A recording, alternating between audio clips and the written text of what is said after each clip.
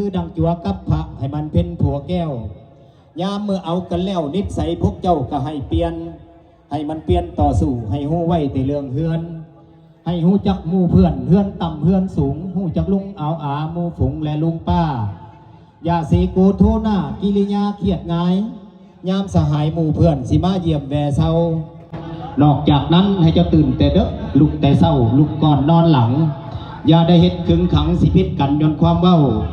ถึงเวลาเจ้ากินข้าวให้ผัวแพงเจ้ากินก้อน2-3 คำผัวกินแล้วเมียเกี่ยวจริงคอยกินนับ1 ถึง 3เด้อบักไอ้ผิดตะคอนเด้อนับ1นับ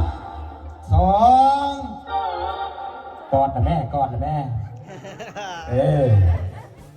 ก่อนหับชมคลิปฝากกดไลค์กดแชร์และกดติดตามทางช่องเพจและเฟซบุ๊กหรือช่อง YouTube คำมั่นวิถีลาว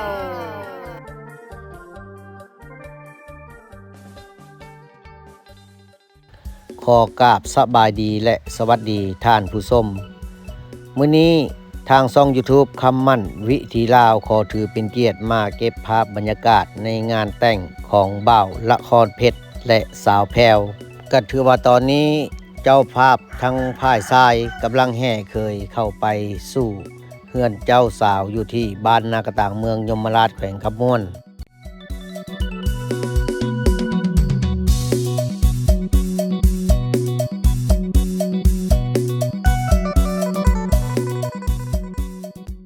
นะหาคอนเดนชันคู่สมรสนะทั้งบักไอละครเพชรเนี่ยแล้วก็อีลาแพรวนะขอเชิญทางหน้าเวทีเลยพร้อมด้วยญาติพี่น้อง2 กำ 2 ไฟนะแล้วก็เจ้าขึ้นภายซ้ายนี่ท่านนางเบียงไซแก้วมุกดาแล้วก็ท่านสีสุกแก้วมุกดาท่านไมตรีแก้วมุกดาท่านคำเสยแก้วมุกดาเนาะ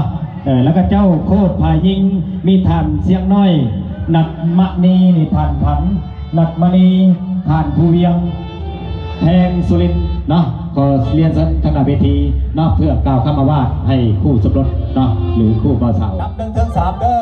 บักไอ้ผิดตะคอนเด้อนับ1นับ2กอดนะแม่กอดนะแม่เมียเด็กกอดใส่บ่ได้เมียกอดใส่นับ3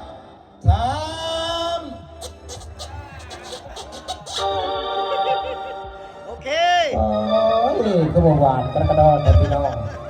ท่านอยู่บ่ท่านอยู่บ่ท่านอยู่บ่กล้องเอาท่านอยู่บ่เพราะว่าท่านอยู่แต่ว่าภาพจะเงียบๆน้อยหนึ่งคนละเอาไหมท่านอยู่แต่บ่จริงใจมันได้บ่จริงใจเป็นแบบคือแม่กินบักทั่วนี่แล่นบาทเดียวไปวับว่ะพักเสียงนำเด้อบักไอ้เด้อเตรียมตัวจุ๊บดีอนามัยจุ๊บดีนับ1นับ2นับ2เผา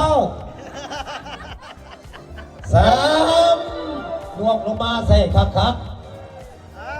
โอ้ยได้แล้วโอเคได้แล้วพี่น้องงามแล้ว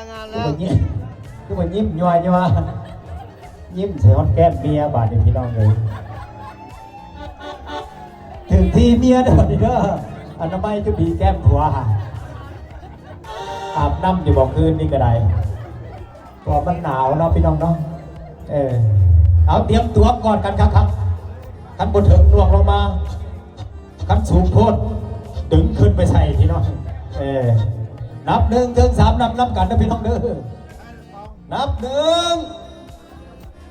นับอย่าหัวนับ2นับสวบ3ตึบโอ้ยขาดแค่บาทบอกให้หอมแก้พอสวาบหูผมขับอยู่บ่พี่น้องภาพขับอยู่บ่โอเคบ่ทุกคนยังบอกโอเคจะบอกยังเงียบดีสดขนาด